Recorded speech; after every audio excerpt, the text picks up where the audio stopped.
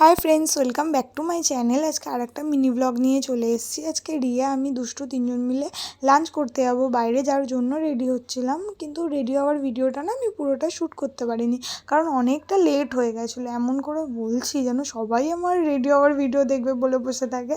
কেউ বসে থাকে না ভাই, আমি ওয়েট করে থাকি আমার ভিডিওটা কখন আমি দেখবো। বাট ওটাই ঠিক আছে, নেক্সট কোনো ব্লগে দেখে নেবো, কারণ আমি তখন বিশাল বড় ভ্লগার। এটাই তো রেডি হয়ে যাচ্ছিলাম। আর সেদিন আমি যেহেতু কাজল পরেছিলাম না, এবার কাজল পরার টাইমে চোখটা আঁকতে আমার অনেকটা টাইম লাগে, তো শ্যুট করার জন্য আর একটু টাইম হাতে নিয়ে যদি করতাম তো প্রবলেম হতো না। এটাই, যাই হোক, নেক্সট কোনো ব্লগে দেখে নেবো নিজের রেডি হওয়া। তো তারপরে রেডি হওয়ার পর যে কতবার ফিট চেক দিই শুধু আমিই জানি। মানে মানে সাজবো, প্রপারলি সাজবো খুব সুন্দর করে, আর ভালো ফটোজ আর ভিডিওস যেন চলে আসে, এটাই জীবনের দাবি। আর কিচ্ছু না, আর কিচ্ছু না। ভালো ফটোজ ভিডিওস যদি না আসে ভাই, সেজে তাহলে কোনো লাভ নেই, এটাই। তো যাই হোক, তারপরে রেডি হয়ে গেছিলাম। তো আমি তো রেডি হয়ে গেছি, তো দুষ্টু আর রিয়া রেডি হচ্ছিলো। আর এই প্ল্যানটা আমাদের অনেক কষ্টে সাকসেসফুল হয়েছে। সেদিন তো আমাদের প্ল্যান ছিল, বুনুর যেহেতু এক্সাম শেষ হয়েছিলো আগের দিন, তো নেক্সট ডে সন্ধ্যাবেলায় মেলায় যাওয়ার প্ল্যান ছিল। বাট সামহাও আমার আর যেতে ইচ্ছা করছিল না মেলায়। তো আমি বললাম, বুনু প্ল্যানটা চেঞ্জ করো, অন্য কিছু করো। তো তারপরে প্ল্যান হলো যে দিদি একটা হলিউডের হরর মুভি এসছে, চলো ওটা গিয়ে দেখে আসি।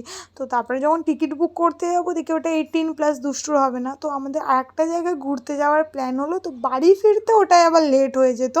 তো সেই প্ল্যানটাও ক্যান্সেল হলো। তারপরে কী করবো, সবাই মিলে ডিসাইড করলাম তন্দুর হাউসে গিয়ে লাঞ্চ করে আসি। তো তারপর আমরা তন্দুর হাউসে গেছিলাম। তো ওখানে অনেক রিজনেবল প্রাইসে খাবার দাবার পাওয়াও যায়, তো ওর জন্য প্রবলেম হয়নি।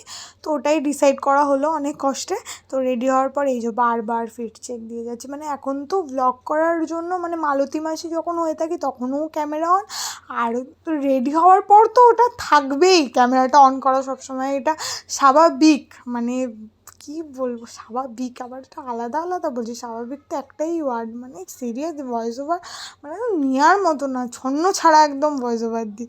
যাই হোক, তারপরে আমরা বেরিয়ে গেছিলাম। তো একটুখানি বৃষ্টি পড়ছিলো, যার জন্য ছাতাটা ক্যারি করেছিলাম, কিন্তু বেকার।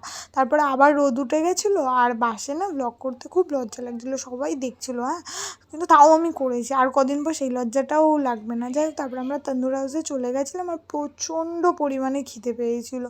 তো আমরা মানে খেয়ে ফেরার টাইমে আমরা এখানটায় ফটোস আর ভিডিওস নিয়েছিলাম।